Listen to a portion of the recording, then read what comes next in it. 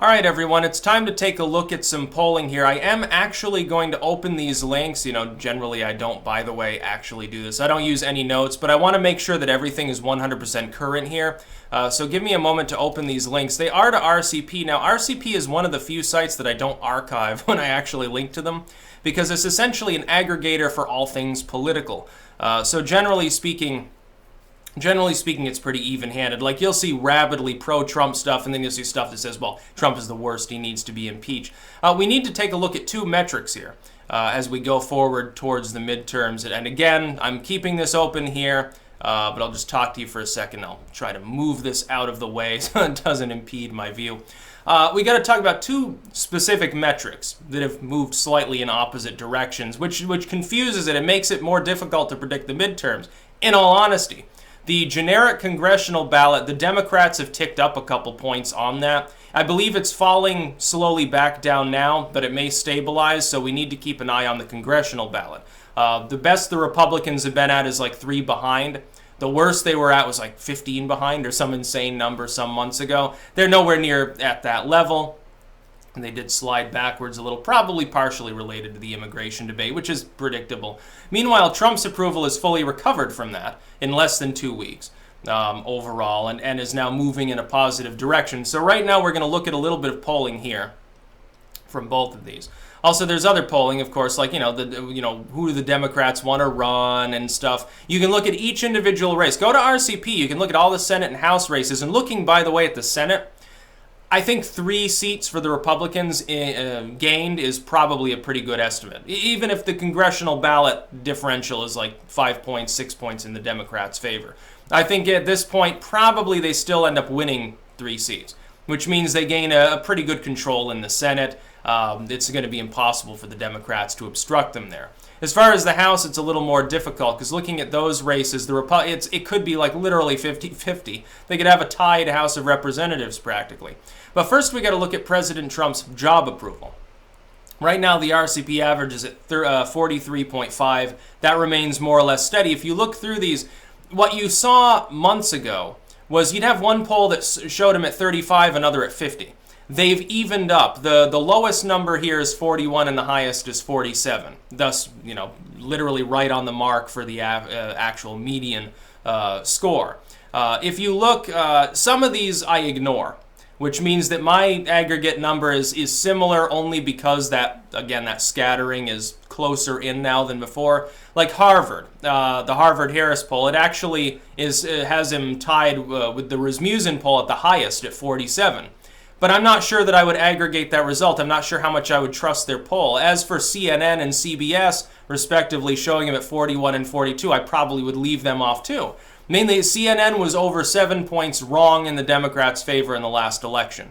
You'll excuse me if I don't necessarily trust them. Now, Rasmussen is an outlier technically. It's, again, just like the Harvard poll has him at 47, well above that average. However, Rasmussen was the most accurate. And as for the YouGov poll, it shows him at 43, which would be roughly in line. The Economist was the second most accurate. I would say overall his approval, slowly tacking up at the moment, is probably around 44. Pretty close to the magic number. So that's good news for Trump. If it keeps moving in the direction it has been, generally speaking, if he has a recovery, if you look at the long-term trend since literally the end of last year, there's a steady upward trend, and each time that he has one of these little troughs like he's in right now, it shoots back up a couple points. If that happens, he'd be at 46. That's above the magic number. That would give the Republicans a pretty good advantage. Definitely they take more control in the Senate. House looks more rosy. However, we got to look at a second metric that looks less rosy for the Republicans, and that's the generic congressional vote. Now, there's less polling available here. That's why the little lines that you see here, you see a lot of straight lines, horizontally. That's an indicator that less polling has been conducted. You look at some of the Senate races that are, less competitive or something. There's like one poll there. There's only one data point. Sometimes it's months old. This was a problem during the primaries. Especially the Republican primaries, in some states that were not considered as competitive. Like even in Wisconsin, there were at the end, there were like 6 data points, 3 of which were woefully outdated. And people are trying to predict who's going to win the state. And it's like, I gave it to Trump. I said he'll probably narrowly carry a victory. Ted Cruz out of nowhere by like 8 or 9 points. That's because there weren't enough data points. The main one there that had the highest sampling total was Gravitas, and they way overestimated Trump's support. They weren't taking into consideration, I guess, evangelical turnout for old Ted. And so it was difficult.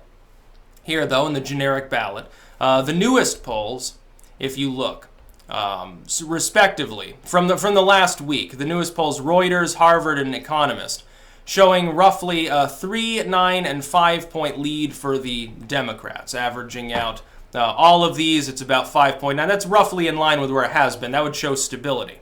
5.9 is far worse for the Republicans than if the Democrats are leading by 3, and I'll tell you why. It's almost twice as much. A 3-point gap can probably be overcome by turnout alone. I see a lot more Republicans, a lot more excited than I see Democrats. The Democrats, it's like the neoliberals and progressives are at each other's throats. Most of the fervor is coming from the further left, which is younger. Younger people don't turn out as much. They're going to be voting for unorthodox candidates. I don't think they're going to be buoying the neoliberal candidates. That 3-point gap probably is overcome by turnout.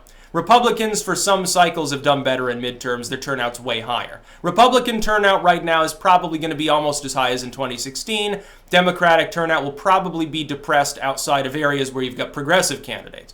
Well, most of the candidates still aren't progressive. Only a couple of them are, and they're heavily favored to win because they're in blue areas anyway. As far as these competitive races, I think McCaskill and some of these others are hazarded at the moment. Some of their heavy hitters could get knocked out of office by the Republicans, but if the generic congressional ballot has a 6-point difference in favor of the Democrats, it's harder for that to happen. Now, I believe that this number is roughly coupled because if you look back at the aggregate, about a month ago, the best that the Republicans were at was 3 down, which is that number that they can easily overcome. This was the happy moment for the Republicans.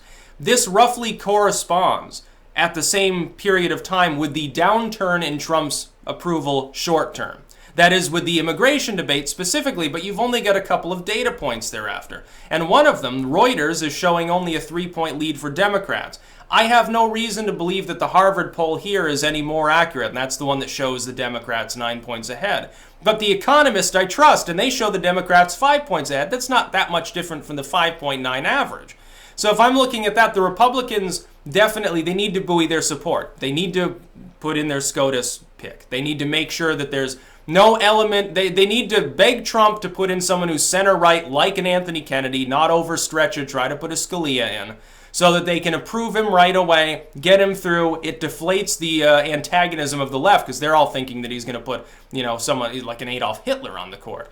If he avoids that trap, and then goes forth, proposes more tax reform, and then plays up immigration, then they simply have to sit back and let the left do what it's been doing best for the last year, which is make a disgrace of itself. Maxine Waters is still on the news.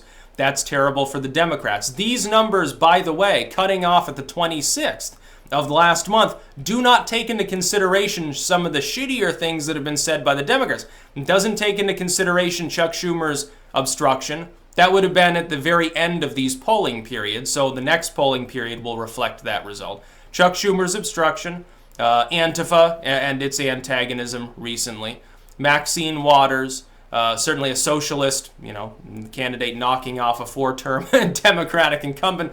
All of these things will play into the number. Right now, we still can't predict the outcome of the midterms. These numbers, though, aren't as good for the Republicans as they were a month ago, now are they? Now, that could be wrong. It could be a fluke. I expect it to be closer towards the end. Towards the end, when things hit a fever pitch, the Republicans and Democrats will be smashing each other. The number is going to tend to be closer. To the Democrats, I would say you need to muzzle the Maxine Waters of your party. You really, really need to do that. It's a terrible optics. For any centrist, independent American, for anyone like myself, I'm not a Republican. I'm not like some natural-born Trump MAGA hat wearer. I voted for Trump primarily because his opponent sucked. You are making your party look terrible right now. You're making your party look literally unhinged. You're playing right into the Republicans' hands. As far as the Republicans, I would say you need to energize the core fan base one last time. Get the SCOTUS pick in. Do not overstretch. If you do, it becomes fodder for higher turnout among the left, including neoliberals. If you put in a center-right judge, someone who's like Anthony Kennedy, that's not going to piss off a Pelosi fan. It's not going to piss off any of the garden variety liberals. It's not going to give them a reason to turn out. They're not going to feel threatened. They're going to say, oh, Trump can choose a sane person for the court. The media tells me they're kind of like Anthony Kennedy. Nothing's changed. No, I'm not going to bother to go vote. I don't feel quite as threatened by Trump now. If, though, you try to put Gorsuch number 2 on the court in place of that, that's going to get him really nervous. And the left is going to ring the alarm bell, and it's going to get those people coming out in a rash. And another 1 million Democrats will vote in the midterms. You won't win most of those competitive races. You might even actually manage to lose the Senate despite a map that favors you winning 3 or 4 seats. That would be my general suggestion. And again, some people on the right are like, no, we've got to play hardball. You're making the same mistake the Democrats have been, which is a little short-term victory, long-term suffering unendingly. That's what they've done. They short-term victory was, hey, we staved off the left menace within our party. The long-term, what they did is they lost the election. They're losing control of the Supreme Court. Because of that, you can see the repercussions now. You can see the repercussions. They're self-evident because we see them every day in the news. The corporate media laments it constantly that the Democrats managed to lose in 2016. Oh, if only Hillary was in there, we would have gotten Merrick Garland, and now we could have Ginsburg 2.0. And again, the left would have made the same mistake. Hillary Clinton would have gladly sabotaged her party and stacked the court with communists, basically. So you got to keep these things in mind. Going forward, I heavily favor the Republicans to win the Senate.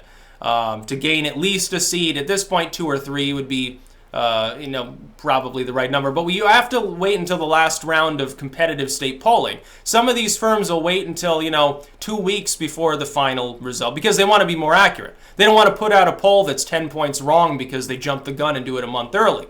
They'll put out a slew of polling in the last couple of weeks in these competitive states. We'll look at those, and then, trust me, there will definitely be a final analysis, final prediction video before the midterms take place. At this point, I favor the Republicans to win handily in the Senate. As far as the House, it's now less sure. Looking at the congressional ballot, the Republicans need to try to reverse that. Now, it may go back to that number because the Democrats have been screwing up since the 26th. Certainly in the last 5 days, the Democrats have screwed the pooch, basically, especially Maxine Waters. She's coming out, shame on Trump, impeach 45. She's becoming the face of the Democrats, but she's the face of the far left. She's giving the Republicans fodder. Meanwhile, the Republicans could make any number of mistakes, too. They could try to take up the ACA as an issue again. They could say, well, we're still nervous, Mr. Trump, so we're going to go back to trying to hammer out health care reform that we know won't actually pass because we're totally inept.